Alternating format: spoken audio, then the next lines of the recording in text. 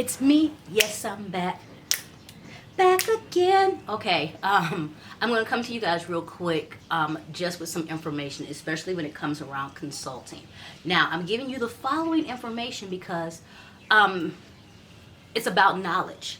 And one of the things that can happen a lot of time is sometimes you're presenting yourself to questions or you're asking something, and I want to make sure that you guys are doing the proper vetting process in order to ensure you're getting the information that is pertinent to you.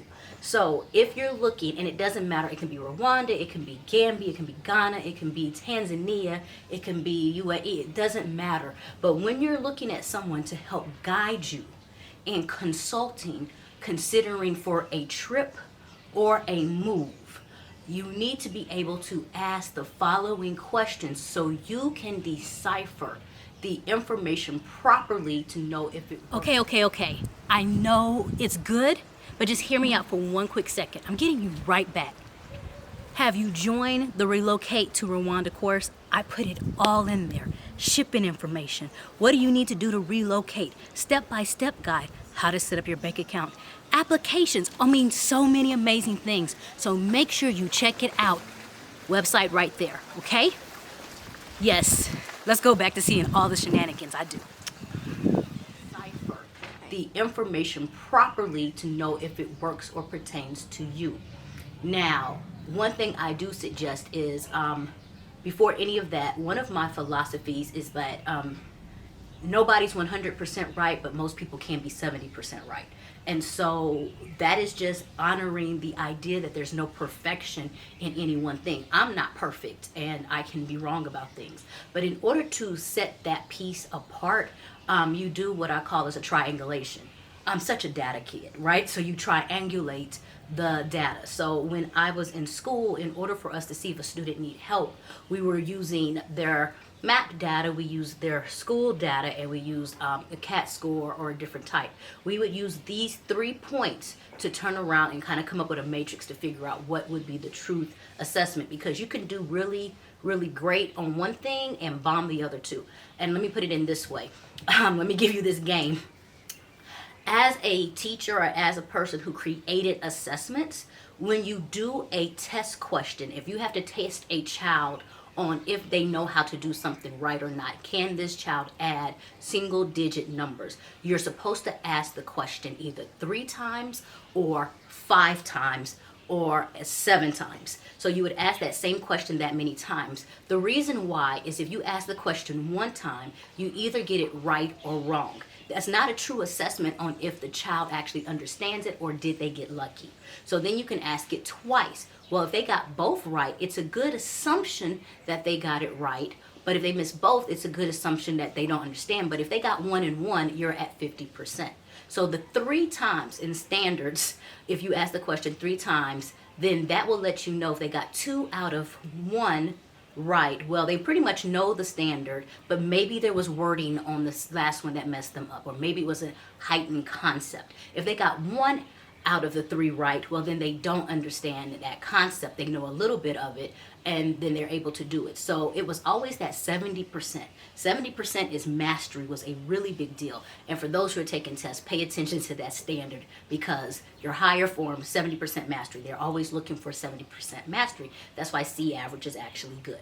Okay, so you take the same concept for when you're coming over here, that you need to talk to 3 people. You need to talk to whatever they say, 2 out of 3 times probably is the correct time. You want to turn around and get to your 70% mastery in the information that you're receiving. Okay, so that's your first big hint about how to really set up consultation, is to turn around and look at your different venues and say, okay, here's the 3 entities I'm going to go towards and ask, because I'm not going to look at one person for that one straight they know everything. I'm going to turn around and take the information from each piece and be able to gather my own data point.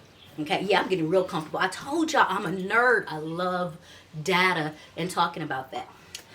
The other questions that you definitely need to ask are, as number 1, what is your main source of income? How are you funding your life where you are? because if you don't ask that question, you don't know the truth. Are they using a business that is in the country that you want to be in? Are they using a residual income, hence or passive income or retirement income? Are they working full time doing something else? Are they on a trust fund? You need to know, because the way that people receive their money also changes how they make their decisions, right? And so you have the right to ask what percentage, or the highest percentage. You do not have the right to ask how much money people make. That is 100% private and theirs. But you can ask, how do you sustain your life? What is the number one source of income? And would you say that that income subsides like 100% of your lifestyle, 50% of your lifestyle, 70%, let's hit that mastery, or like, 30%. If you saved up to come, once again, how much are you using after that? Okay? So the first one is, where are you receiving majority of your income or your monthly income financially from? Second question is, what visa are you on? Because based upon the visa that a person is on also tells you like what are their goals and their lifestyle. You can be on a dependent visa. You can be on a tourist visa. And there are people who've been in places for 2 years on a tourist visa. You could be on a business visa. You can be on an assured income, like whatever, but you want to ask whoever is there, what visa are they on, and does that visa line up with your visa and your long-term goals or your short-term goals? Because if you're going just to visit, that's something as well. So you definitely want to ask the visa that they're on. Question 3, and this is going to get personal. This is going to make some people pop off in the mouth, but it is very true. And I learned this with my Gahian exploration. You need to be able to ask, are you married to a national, or are you of, and I hate to say like nationality, blood?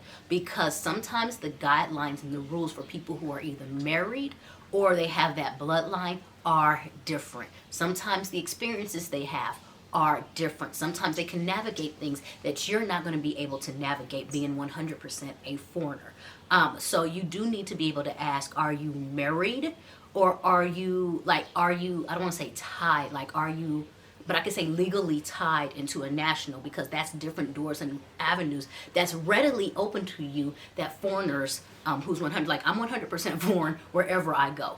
I don't have open doors as easily. I have to sit down and really learn things and navigate through the process, okay? Before is, what are your short-term goals in the country you're in, and what are your long-term goals in the country that you're in? And do that to see if they align up with what your goals are and your expectations, right?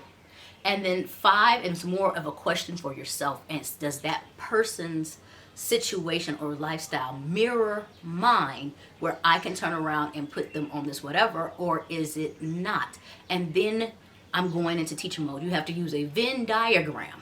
What is a Venn diagram? That's when you list like your pros and your cons. Actually, it's like you have characteristics of one and characteristics of another, and then you have characteristics that are aligned. So hence, I am single.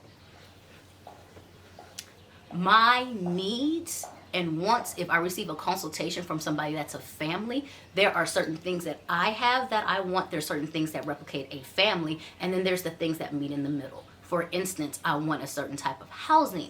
I could be good in an apartment, but a family's going to give information based upon housing that can accommodate that family lifestyle.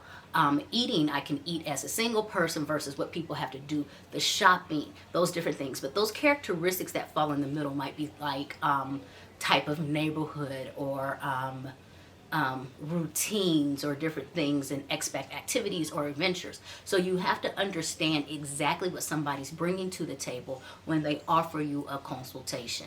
And then also, if you're doing a consultation and let's say you're trying to go into land buying or acquisition, the question is, have you physically gone through that process?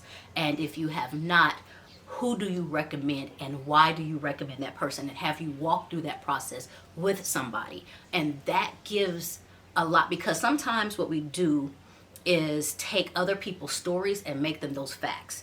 And so if that's the case, you want to be able to say, hey, can I talk to that person? Can I understand that person? I need to be able to understand what happens there. So that is how you can set yourself up. Doesn't matter where. It doesn't matter, even if it's a different type of entity. If you're going to look for consultation, if you're going to look for something, how to set yourself up so you can try to get the best services for your needs.